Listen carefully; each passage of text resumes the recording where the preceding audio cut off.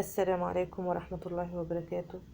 اللهم صل وسلم وبارك على سيدنا ونبينا محمد وعلى آله وصحبه وسلم تسليما كثيرا عدد خلقك وزنة عرشك ومداد كلماتك. ازيكم حبايبي، عاملين ايه؟ يا رب تكونوا بخير وبأحسن حال. هعمل معاكم النهاردة بقى اليقطين او القرع العسلي بطريقة سهلة وبسيطة جدا ومش مكلفة كمان. شايفين جمالها بقى؟ ما شاء الله، ولا حول ولا قوة الا بالله العلي العظيم. تبارك الله. يا ريت بقى اللي بيبدأ معايا الفيديو ما ينساش الاشتراك عندي في القناة وتفعيل الجرس على الكل فضلا وليس أمرا، وما تنسوش البصمة أو اللايك أو الإعجاب. مش هنخسر حاجة ولا هنتكهرب بربنا.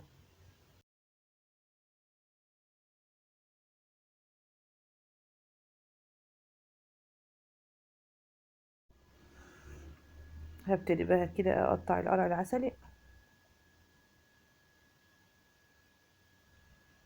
يا ريت بقى نخلي بالنا عشان هو ناشف جدا جدا، متعب بجد في التقطيع وفي التقشير كمان، فيا ريت نخلي بالنا عشان ما نجرحش نفسنا.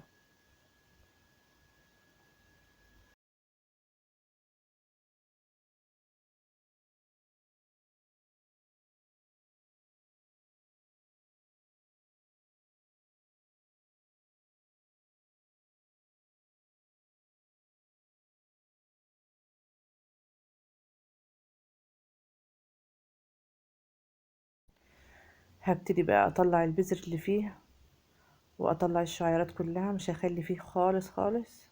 هنضفه، مش لازم يكون فيه لا بذر ولا شعيرات، عايزين يكون ناعم خالص.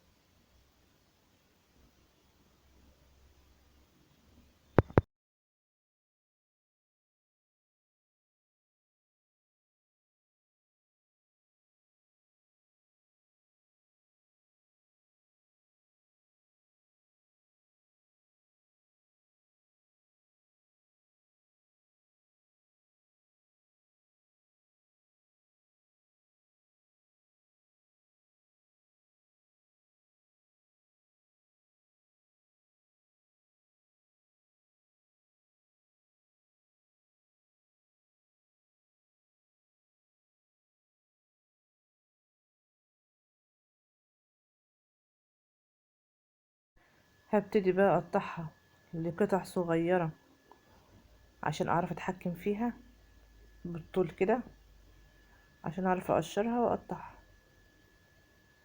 وتكون سهلة بالنسبة لي. هخلص كل الكمية بقى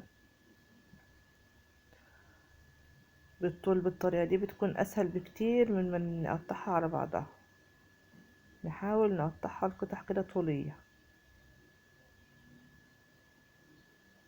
اخلص كل الكمية وارجع.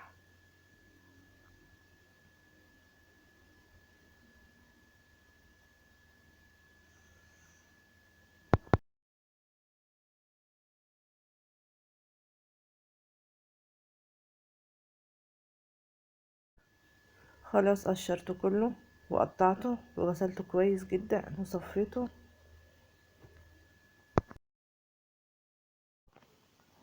لا حول ولا قوة الا بالله العلي العظيم. هجيب بقى بولة واحط فيها شوية،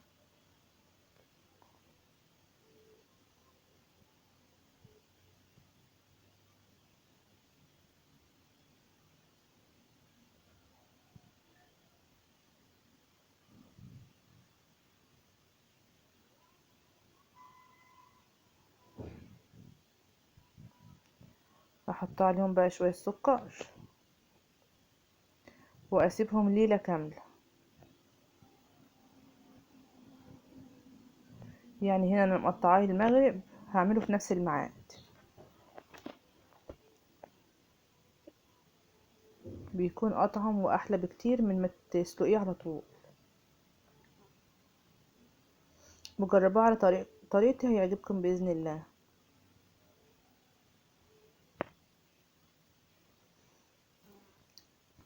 قلبته بقى كويس.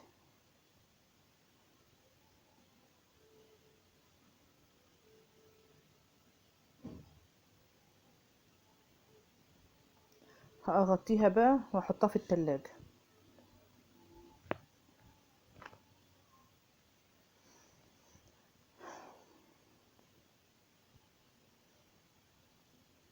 هحط بقى الباقي في اكياس واحطه في الفريزر.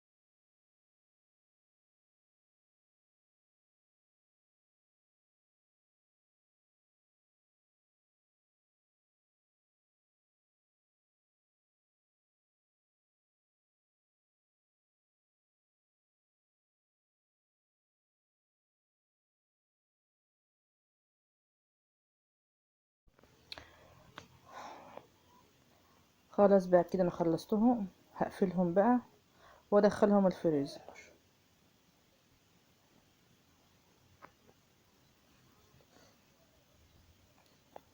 هنا بقى بعد ما سبتها ليلة كاملة، يعني انا كنت حطاها محضراها من المغرب، ودلوقتي انا بعمله تقريبا بعد العشاء، نزل ميته كلها، مفيش ما شاء الله، يعني تحس كده ان هو عسل، حتى المية بتاعته تقيلة مش خفيفة. احطه بقى في طاسة وارفعه على النار.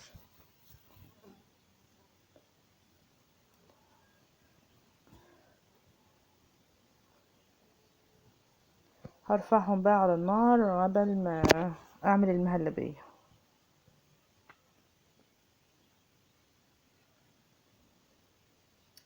احط لهم بقى شوية سكر الاول،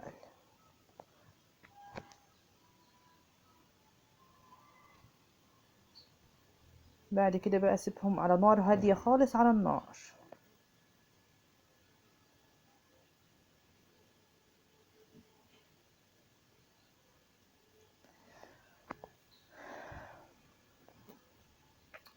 هنا بقى معايا كاستر، ومعايا هنا في البولة دي 5 معالق نشا، هضيف لهم كمان 3 معالق كاستر.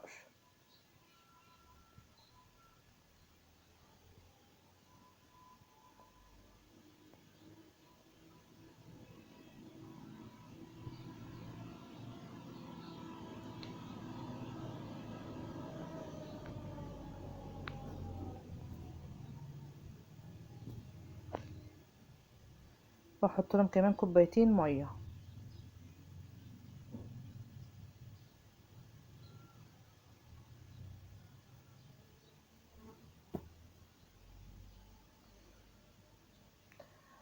هقلبهم بقى كويس عشان ما يبقاش فيها اي تكتلات. هنا بقى القرع العسلي ما شاء الله استوى وخلص، وطفيت عليه النار. هصفي بقى المية بتاعته عشان هحطها على المهلبية.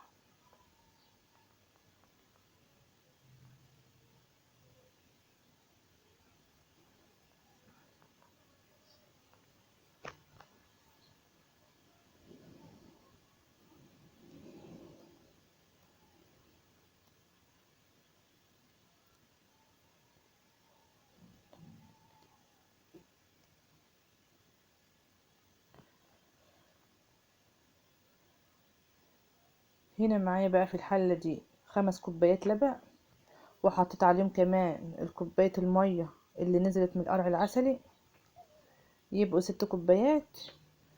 وانا بقى حاطة كوبايتين مية على النشا والكاستر، يبقوا 8 كوبايات. وطبيعي بقى القرع العسلي كان فيه سكر، فانا هحط شوية سكر اكمل بس، لان هي كده كده القرع العسلي فيه سكر. وطبعا السكر حسب الرغبة، ممكن تكتري زي ما انت عايزة، تقللي زي ما انت عايزة. هنا بقى النشا بعد تقليبه تاني عشان كان مترسب خالص، فلازم قبل ما نحطه على اللبن خصوصا لما يكون سخن لازم نحطه بالتدريج كده ونقلبه كويس قبلها عشان ما يكونش فيه اي تكتلات. هقلب بقى المهلبية، مش هشيل منها ايدي خالص عشان برضو ما تتكتلش لغاية ما تخلص. خلاص بدأت تتقل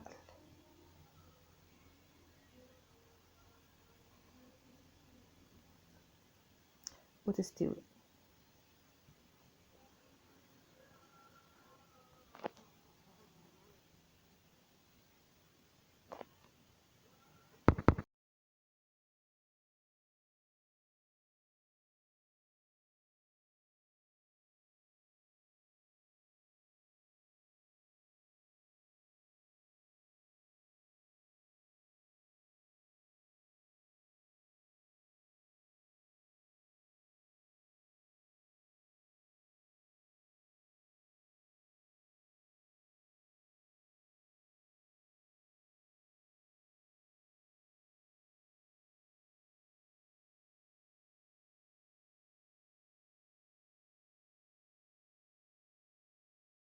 هحط لها بقى معلقة سمنة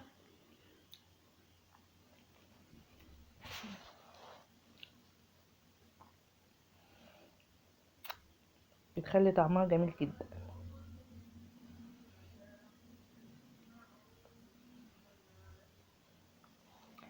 هنا بقى القرع خلاص صفيته نهائي، مفيهوش ولا نقطة مية. بعد كده بقى ههرسه بالهراسة دي. انا مش عايزاه يعني يكون حتت على بعضها، لا انا عايزاه مستوي، عايزاه مهروس خالص خالص زي البطاطس كده. جبت بقى صينية هنا همسحها بمعلقة زيت.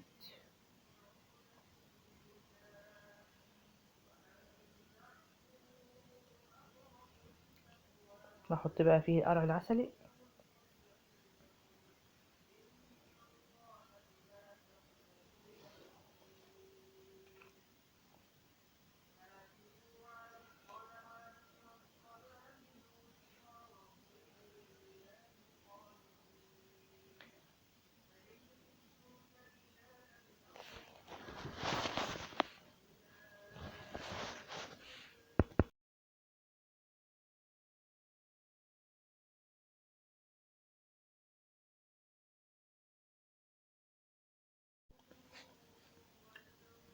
ههرسه برضو بالهراسة دي تاني.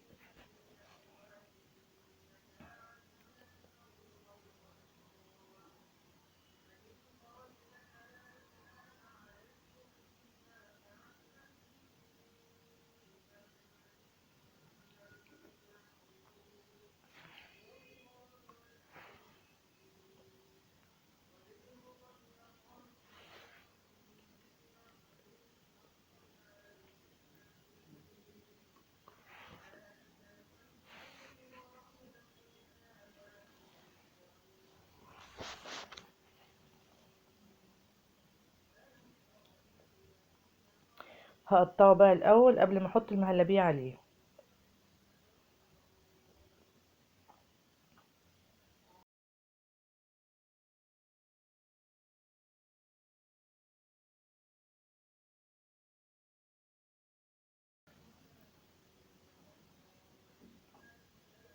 عشان عايز المهلبية تدخل في الفواصل دي بيكون طعمه جميل جدا.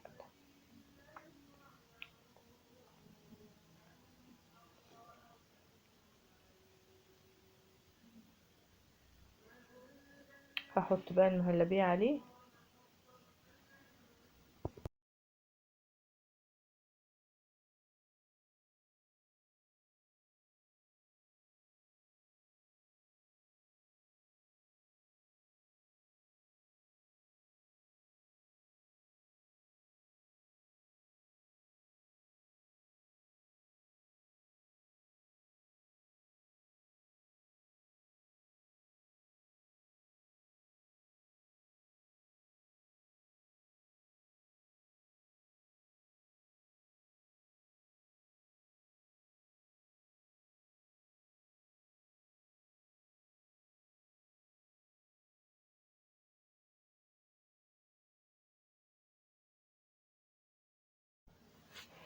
نحط بقى عليه السمنة عشان هدخلها في الفرن شوية يحمر وشها.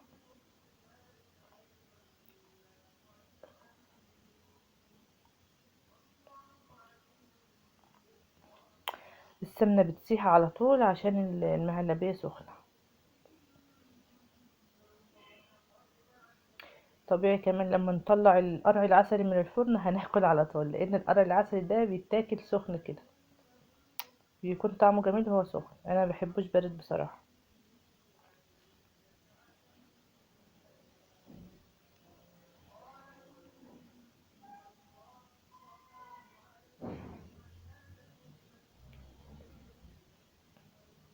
عقبال بقى ما القرع العسلي يحمر هفضي بقى المهلبية.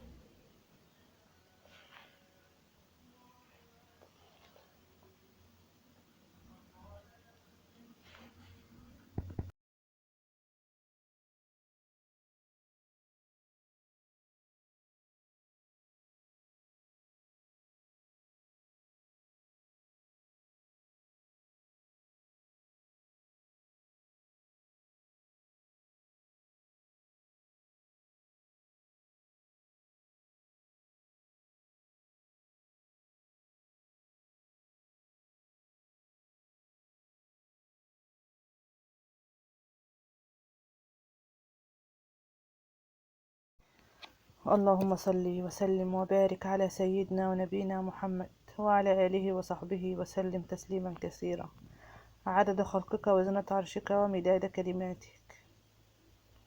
تبارك الله، لا حول ولا قوة إلا بالله العلي العظيم.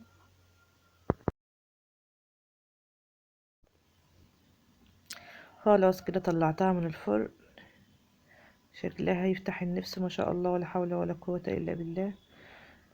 جميلة جميلة جدا. يا ريت بقى اللي تجربها بطريقتي تدعيلي دعوة حلوة وتشترك عندي في القناة وتفعل الجرس على الكل، ومتنساش اللايك الجميل بتاعكم. والسلام عليكم ورحمة الله وبركاته.